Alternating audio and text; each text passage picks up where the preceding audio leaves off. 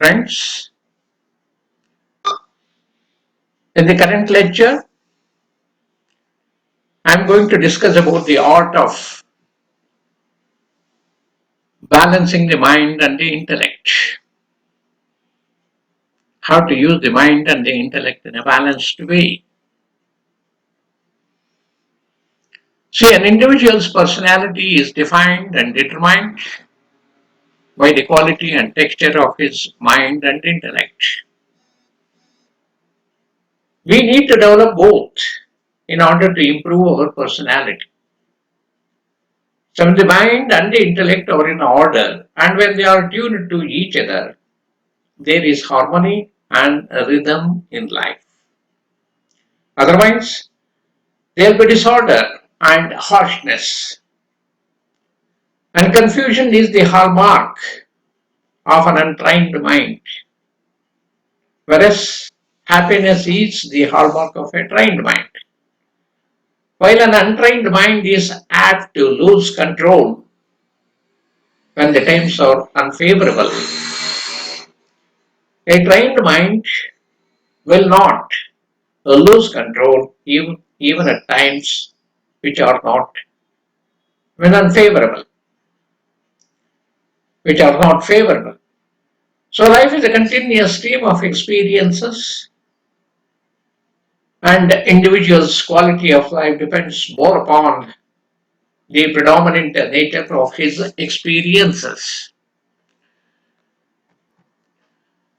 When the good experiences boost your willpower and the self-confidence of an individual, bad experiences point out our weaknesses and strengthen our resolve to fight. So the strength or weakness of a wall depend upon the quality of the material used for construction. But life cannot be like the inert wall. There has to be struggle, ups and downs. So let us not blame the mistakes that we commit. Only let us not repeat them. So every human experience, be it positive or negative, it involves four components, namely the body, mind, intellect, and the consciousness. Of these, the intellect or the deciding faculty is very, very important. So the mind is the seat of all emotions like love, hatred, anger, compassion, and feelings. So being happy or unhappy at any point of time depends on the state of our mind. On the other hand, the intellect is the power to discriminate, the power that allows to determine how our mind reacts to a given situation. For instance, a certain student having failed in the examination, he discriminates and realizes they need to study harder. And the another student in a similar situation, he may vent his unhappiness in destructive ways. So some may think of suiciding too. So animals do possess the emotions and they also think, but using their mind, but they have got a limited capacity. But animals do not have the faculty of intellect and their reactions are all impulsive. So their memories too are very short when compared to human. Humans are exceptional and using the intellect can evolve into the culturally and the spiritually endowed beings. We tend to ignore this gift given by God, especially when we are under this way of emotions. So the raw, uncontrolled, and unrefined emotions, they are harmful.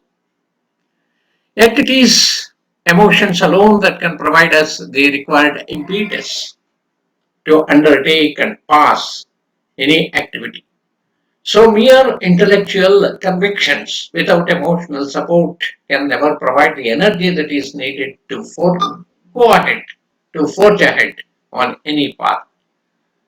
So this is the reason why some people, otherwise very bright and intelligent, they are not able to make much progress in their careers. So they lack passion or emotional love for their work and career advancements.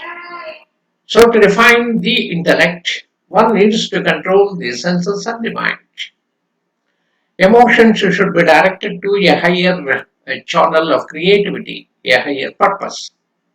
Man has a creative urge and that can be satisfied by engaging ourselves in music, literature, arts, or gardening, thereby refining the emotions and expressing them at a higher level.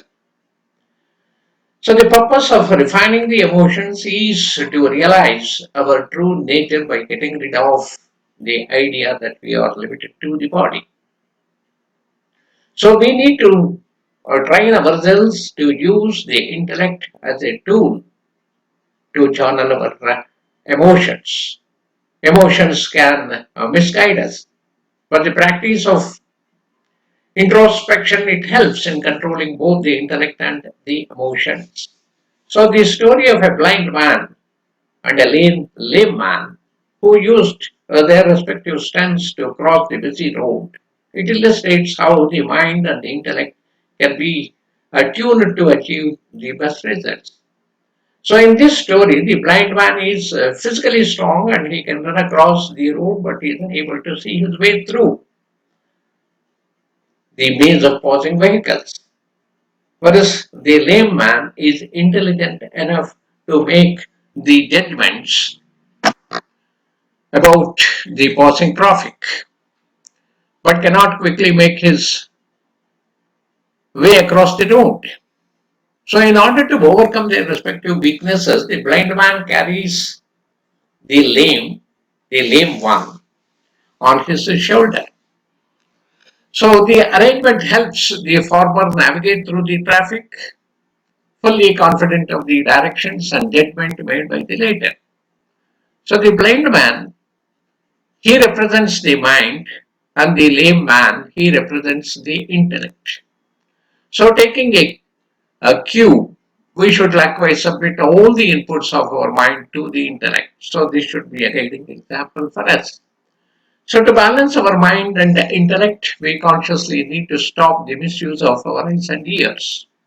The mind is adversely affected when we indulge in gossip, watch movies or television, frequent fashionable joints, and so on.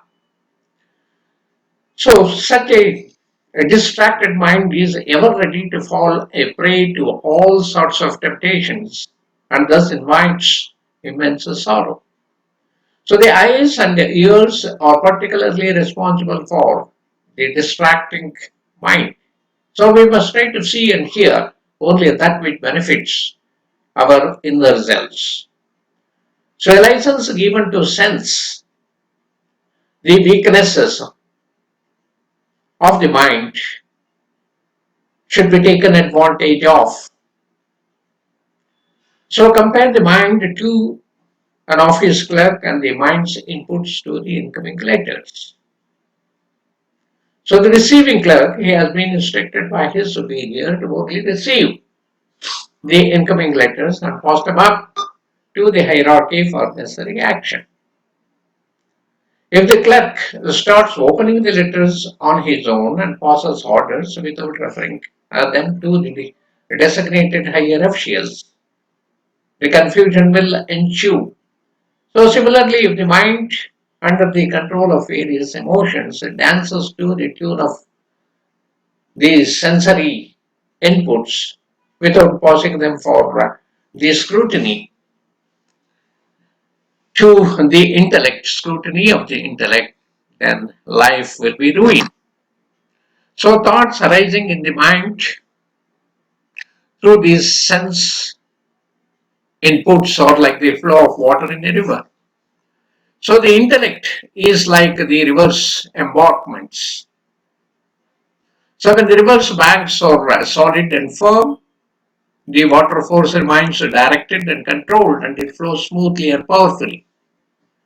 And when there is a breach, the water overflows, causing floods and devastation. So similarly, as long as our discriminating power is so strong, our thoughts and mind are focused and controlled, giving us the strength to achieve the greater heights in our respective pursuits. So we behave intelligently, rationally, and we have a balanced approach towards life only when the intellect takes appropriate decisions based on the inputs provided by the mind. So the intellect is the best judge to decide as to when and in what circumstances our mind should entertain or reject a particular input or thought. So the Upanishad compares the body to a chariot, the horses are the senses, and the mind the reins, and the intellect is the charioteer, who works according to the instructions of the rider, the self. So if the horses are well tied, runs strong, and if they are kept well in the hands of the charioteer, then the goal is easily attained. So if not, destruction is certain. So the purpose of the charioteer or the body is to function according to the rider's wishes. The self is the rider and all our faculties are functioning due to its association with the body. So the moment the self leaves the body, we become the inert matter. So the mind and the intellect, they must function in unison, that is together, to please the self, which is ever, ever pure, blissful, and all knowing.